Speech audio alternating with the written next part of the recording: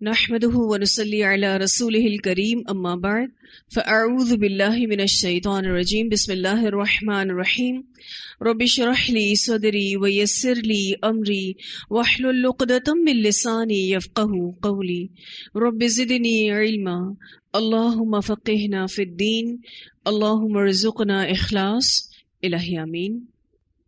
Lesson number 216 سورۃ السجدہ آیت number 15 سے 30 تک.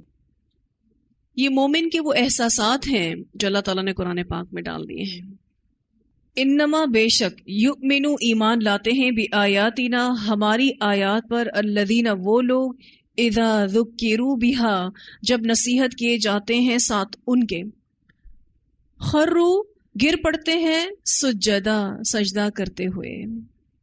اللہم اجعلنا منہم. یہ احساسات ہیں مومن کے جو اللہ نے قرآن میں ڈال دیے ہیں کہ جب ایمان اندر جاتا ہے تو انسان کے اندر عاجزی آتی ہے. اذا ذکروا بها خروا سجدا وسبحوا بحمد ربهم اور وہ تسبیح بیان کرتے ہیں اپنے رب کی حمد کے ساتھ. وَهُمْ لَا يَسْتَكْبِرُونَ اور وہ تکبر نہیں کرتے. جو واقعی حقیقی طور پر ہماری آیات پر ایمان لاتے ہیں اور جیسے ہی قرآن ان کو نصیحت کرتا ہے تو وہ نصیحت کو فوراً قبول کرتے ہیں. اِذَا ذُكِّرُوا بِهَا خَرُّوا سُجَّدًا میں یہی بات سمجھائی جا رہی ہے کہ وہ نصیحت کو فوراً سے قبول کرتے ہیں اور قرآن پڑھ کر ان پر ایسا اثر ہوتا ہے کہ وہ اس نعمت پر شکر ادا کرنے کے لیے سجدے میں گر جاتے ہیں، اپنے رب کی تسبیح اور حمد بیان کرتے ہیں اور کسی صورت تکبر نہیں کرتے. ایمان والوں کی خوبیاں یا احساسات قرآن پاک میں اللہ تعالیٰ نے ڈالی ہیں. ایک روایت میں آتا ہے سیدہ عائشہ صدیقہ رضی اللہ تعالیٰ عنہ بیان کرتی ہیں کہ نبی اکرم صلی اللہ علیہ وسلم رکوع اور سجدے میں یہ دعا پڑھتے تھے سبحانک اللہم ربنا وبحمدک اللہم اغفر لی. اے ہمارے پروردگار، اے اللہ تو ہر عیب سے پاک ہے اپنی تعریف کے ساتھ، اے اللہ مجھے بخش دے. اسے بخاری نے روایت کیا ہے. سبحوا بحمد ربہم اپنے رب کی تسبیح اور حمد بیان کرتے ہیں. وَهُمْ لَا يَسْتَكْبِرُونَ اور تکبر نہیں کرتے، یعنی اطاعت سے تکبر نہیں کرتے. پھر ایسے مومنین کی ایک اور صفت تتجافا الگ رہتے ہیں جنوبہم ان کے پہلو عن المضاجع بستروں سے. یہ مخلص مومنین کی ایک اور صفت ہے کہ وہ راتوں کو اٹھ کر تہجد کی نماز پڑھنے کے عادی ہوتے ہیں. وہ رات کو نیند ترک کر کے قیام کرتے ہیں.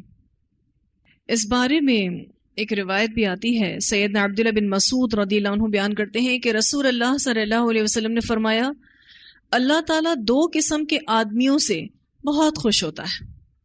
ایک تو وہ جو رات کو نماز پڑھنے کے لیے اپنے بیوی بچوں کے درمیان سے نرم اور گرم بستر چھوڑ کر اٹھتا ہے. ہمارا رب فرماتا ہے کہ اے میرے فرشتوں، میرے بندے کو دیکھو جو میرے پاس موجود نعمتوں کی رغبت کرتے ہوئے اور میرے عذابات سے ڈرتے ہوئے اپنے بیوی بچوں کے درمیان سے نرم اور گرم بستر چھوڑ کر نماز کے لیے اٹھا ہے. دوسرا وہ شخص جو ایک غزوے میں ہے، اس کے ساتھ ہی بھاگ نکلتے ہیں، لیکن یہ شخص یہ سوچ کر بھاگنے کی کیا سزا ہے اور آگے بڑھنے میں کیا نعمتیں ہیں، میدان کی طرف لوٹتا ہے اور میرے پاس موجود نعمتوں کی رغبت کرتے ہوئے اور میرے عذابات سے ڈرتے ہوئے اپنا خون بہا دیتا ہے. تو اللہ تعالیٰ فخر سے اپنے فرشتوں سے کہتا ہے کہ میرے بندے کی طرف دیکھو، وہ میرے پاس موجود نعمتوں کی رغبت کرتے ہوئے اور میرے عذابات سے ڈرتے ہوئے واپس پلٹا اور اپنا خون بہا دیا. اسے مسند احمد نے روایت کیا ہے. تو اس حدیث میں یہی بتایا جا رہا ہے کہ اللہ تعالیٰ دو آدمیوں سے بہت خوش ہوتے ہیں، ایک تہجد گزار سے اور دوسرا مجاہد فی سبیل اللہ سے۔ تہجد پڑھنا بھی یوں سمجھ لیجئے جہاد ہی ہے۔ تہجد نفس کو قابو کرنے کے لیے مددگار عبادت ہے، اور وہی پڑھ سکتا ہے جو واقعی مجاہد ہے، عبادتوں میں مجاہد۔ کیونکہ اس عبادت کے لیے آپ کو بہت زیادہ کوشش کرنی پڑتی ہے، اپنی نیند چھوڑنا، اپنا آرام چھوڑنا، اپنا بستر چھوڑنا اور اللہ کی عبادت کرنا، یہ اپنے نفس کے ساتھ جہاد ہے۔ اللہ بہت خوش ہوتا ہے اس سے۔ اور یہاں مومن کی صفت تتجافا جنوبہم عن المضاجع، الگ رہتے ہیں ان کے پہلو بستروں سے۔ اگلی صفت یدعون، پکارتے ہیں، اور ربہم، اپنے رب کو، خوفا و طمعا، خوف سے اور امید سے۔ اللہ سے خاص وقتوں میں دعا کرتے ہیں، اللہ کو پکارتے ہیں۔ وَمِمَّا رَزَقْنَاهُمْ يُنْفِقُونَ، اور اس میں سے جو رزق دیا ہم نے ان کو وہ خرچ کرتے ہیں، انفاق فی سبیل اللہ کرتے ہیں۔ یہ مومن بندہ فرائض سے اوپر اٹھ کر جی رہا ہے۔ جو فرائض ہیں اس کے علاوہ اس کی ایکسٹرا ایفرٹس ہیں اللہ کو خوش کرنے کی، اسی لیے وہ تہجد بھی پڑھ رہا ہے، اسی لیے وہ اللہ کو خاص وقتوں میں یاد بھی کر رہا ہے، اللہ سے دعا کر رہا ہے اور اللہ کے راستے میں خرچ بھی کر رہا ہے۔ ایک روایت میں آتا ہے، سیدنا معاذ بن جبل رضی اللہ تعالیٰ عنہ بیان کرتے ہیں کہ میں نبی اکرم صلی اللہ علیہ وسلم کے ساتھ ایک سفر میں تھا۔ ایک دن جب ہم چل رہے تھے تو میں آپ کے قریب ہو گیا۔ میں نے کہا، اے اللہ کے رسول صلی اللہ علیہ وسلم، مجھے کوئی ایسا عمل بتائیے جو مجھے جنت میں پہنچا دے اور جہنم سے دور کر دے۔ تو آپ صلی اللہ علیہ وسلم نے فرمایا، تو نے بہت بڑا سوال کیا، لیکن اللہ جس پر آسان کر دے اس پر بہت آسان ہے۔ وہ عمل یہ ہے کہ تم اللہ کی عبادت کرتے رہو، اس کے ساتھ کسی کو شریک نہ کرو، نمازوں کی پابندی کرو، زکوٰۃ ادا کرتے رہو، رمضان کے روزے رکھو اور بیت اللہ کا حج کرو۔ پھر فرمایا، کیا میں تجھے بھلائیوں کے دروازے نہ بتلاؤں؟ اب یہ سوال پوچھا نہیں تھا حضرت معاذ نے، لیکن اب نبی اکرم صلی اللہ علیہ وسلم پوچھ رہے ہیں کہ کیا میں تجھے بھلائیوں کے دروازے نہ بتلاؤں؟ ایسا کیوں پوچھا آپ صلی اللہ علیہ وسلم؟ ان کے شوق کو دیکھتے ہوئے پھر فرماتے ہیں آپ صلی اللہ علیہ وسلم، روزہ ڈھال ہے اور صدقہ گناہ کی آگ کو بجھا دیتا ہے جیسے پانی آگ کو بجھا دیتا ہے، اور آدمی کا رات کے دوران میں نماز پڑھنا یعنی تہجد پڑھنا۔ پھر آپ نے یہ آیت پڑھی، تتجافا جنوبہم عن المضاجع یدعون ربہم خوفا وطمعا ومما رزقناہم ينفقون فلا تعلم نفس ما اخفی لهم من قرۃ اعین جزاء بما كانوا يعملون۔ پھر فرمایا، کیا اب میں تجھے اس امر یعنی دین کا سر، اس کے ستون اور اس کے کوہان کی بلندی کے بارے میں نہ بتاؤں؟ میں نے کہا، اے اللہ کے رسول صلی اللہ علیہ وسلم، کیوں نہیں؟ تو آپ نے فرمایا، اس تمام امر کا سر تو اسلام ہے، اس کا ستون نماز ہے، اس کی کوہان کی بلندی اللہ کی راہ کا جہاد ہے۔ پھر فرمایا، کیا اب میں تجھے وہ چیز نہ بتاؤں جس پر ان سب کا مدار ہے؟ میں نے کہا، اے اللہ کے رسول صلی اللہ علیہ وسلم، کیوں نہیں؟ آپ نے اپنی زبان کو پکڑا، پھر فرمایا، اسے روک کر رکھ۔ میں نے عرض کی، اے اللہ کے رسول صلی اللہ علیہ وسلم، کیا ہم اپنی بات چیت پر بھی پکڑے جائیں گے؟ آپ نے فرمایا، اے معاذ، تیری ماں تجھے گم پائے۔ محبت والی ڈانٹ تھی۔ لوگوں کو جہنم کی آگ میں چہروں کے بل گھسیٹنے والی چیز ان کی زبانوں کی کاٹی ہوئی فصلوں کے سوا اور کیا ہے؟ اسے ترمذی نے روایت کیا ہے۔ اس طویل حدیث کا آپ اختتام دیکھیں۔ آپ صلی اللہ علیہ وسلم نے فرمایا کہ اتنے سارے نیک عمل ڈیپینڈ کس پر کرتے ہیں؟ زبان کو قابو رکھنا۔ اور اس میں جو اتنے بڑے بڑے نیک کام بتائے گئے، روزہ، صدقہ، تہجد، اس کے علاوہ جو اسلام کے بنیادی احکامات ہیں ان کے بارے میں بات ہوئی، ان سب بڑے بڑے اعمال کو تم تبھی کر سکو گے جب زبان درست رہے گی. کنٹرول کرنا. اور جیسے کہ میں ابھی آپ سے ذکر کر رہی تھی کہ تہجد کی نماز سیلف کنٹرول کے لیے مددگار ہے، اور زبان کو قابو کرنے کے لیے بھی کیا چاہیے؟ سیلف کنٹرول چاہیے، ضبط نفس چاہیے. اب اتنی خوبصورت فیلنگز کے لیے اتنا خوبصورت رزلٹ اللہ تعالیٰ بتا رہے ہیں، فَلَا تَعْلَمُ پس نہیں جانتا، نفسن کوئی نفس، ما اخفی لہم جو چھپایا گیا ان کے لیے، من قرۃ اعین آنکھوں کی ٹھنڈک میں سے. اتنا اچھا سرپرائز ملے گا جو مومن کی خوشی کو کئی گنا بڑھا دے گا. ویسے بھی کوئی اچھا سرپرائز ہو تو وہ آپ کو ڈبل خوشی دیتا ہے. کوئی شخص نہیں جانتا کہ ان کے لیے آنکھوں کی ٹھنڈک میں سے کیا کچھ چھپا کر رکھا گیا ہے. جزاء بما کانوا یعملون بدلہ ہے بوجہ اس کے جو تھے وہ عمل کرتے. کیا کسی شخص کو اس کے عمل کے بدلے کے طور پر جنت ملے گی؟ لیکن یہاں اللہ تعالیٰ کہہ رہے ہیں جزاء بما کانوا یعملون. یہ ان مومنین کی عزت افزائی ہے جس کی بیسس پر اللہ تعالیٰ کہہ رہے ہیں کہ یہ تو جزا ہے تمہارے اعمال کی. حالانکہ جنت کسی بھی شخص کے عمل کے بدلے کے طور پر اس کو نہیں ملے گی، لیکن یہ مومنین کو آنر دے رہے ہیں اللہ تعالیٰ، ان کی عزت افزائی کر رہے ہیں.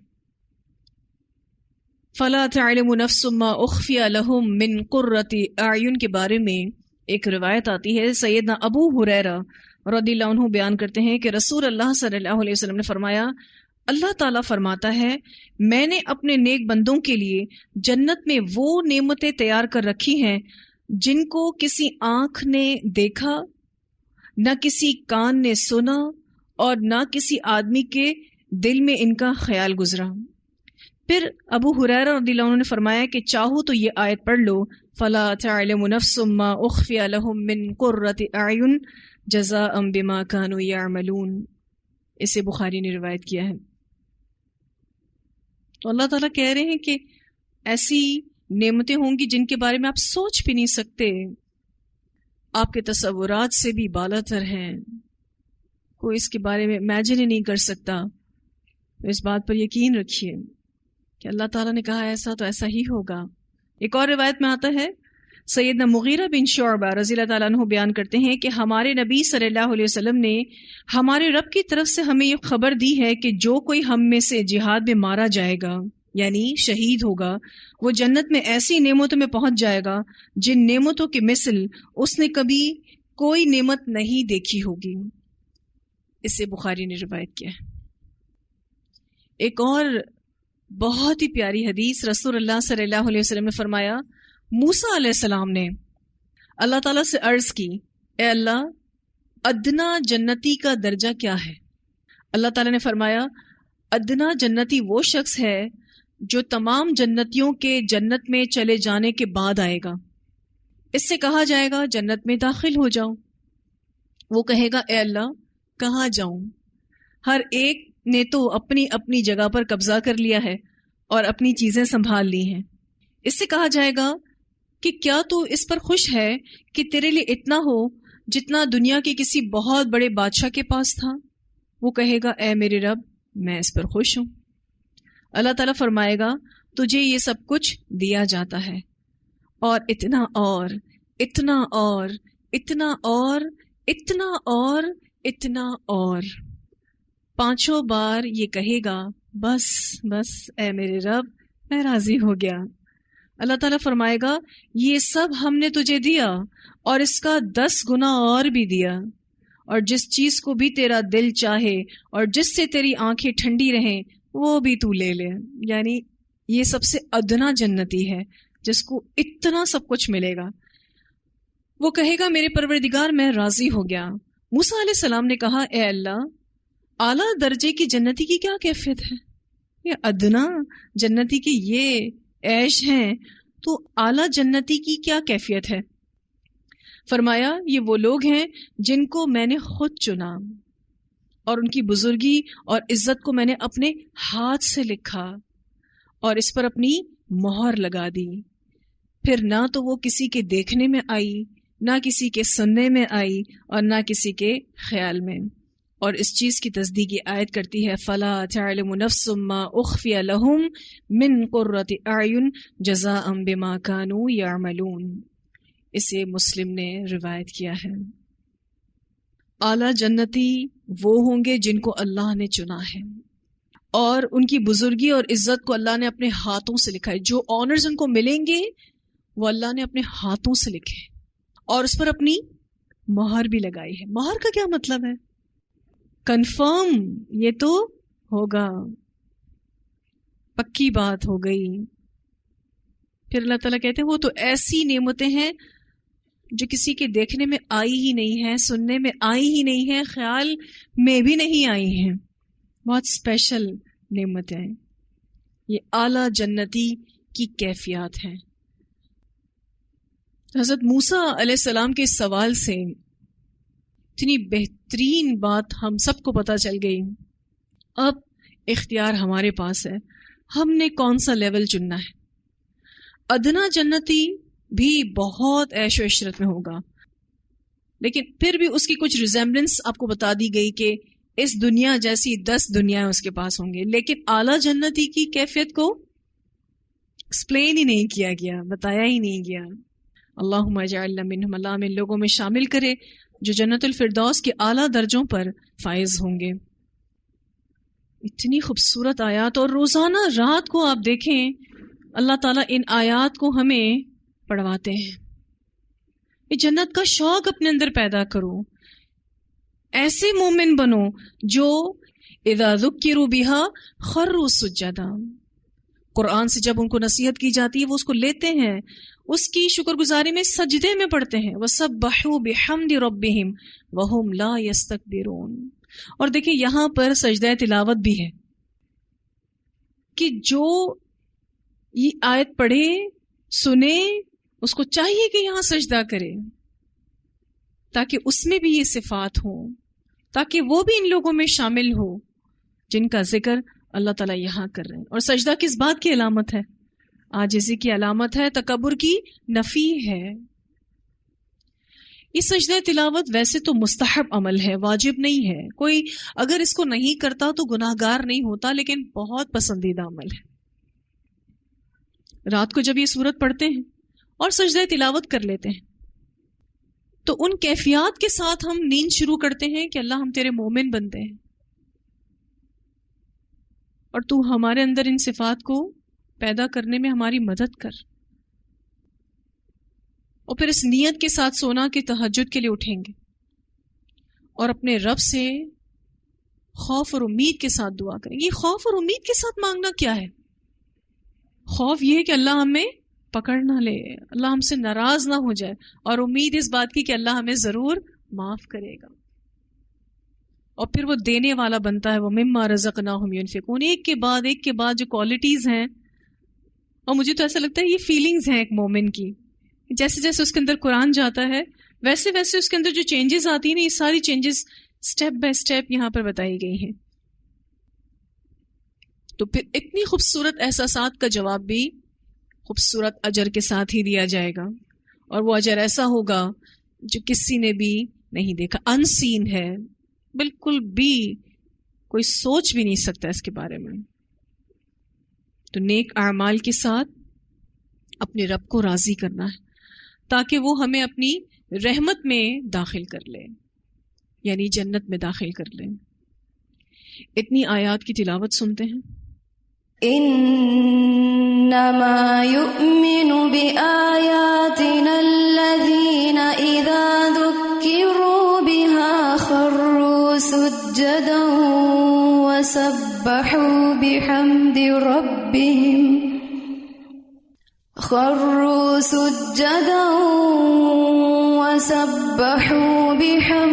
ربهم وهم لا يستكبرون.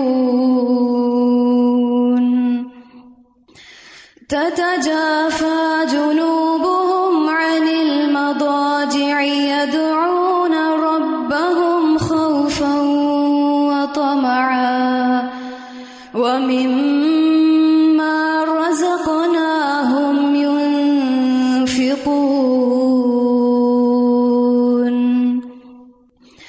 فلا تعلم نفس ما أخفي لهم من قرة أعين جزاء